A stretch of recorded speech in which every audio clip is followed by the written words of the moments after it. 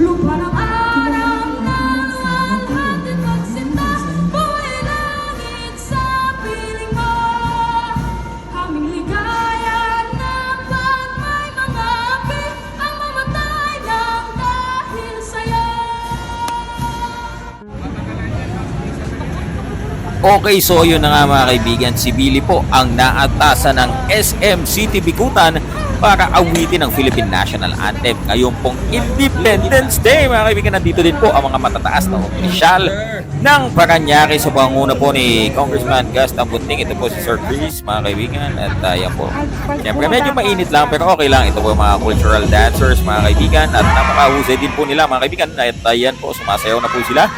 At syempre, nandiyan ko si Jollibee ba yan o medyo kulay iba yan. No? Ayan, si Billy, mga kaibigan, pinapay pa yan at nasa holding area po kami.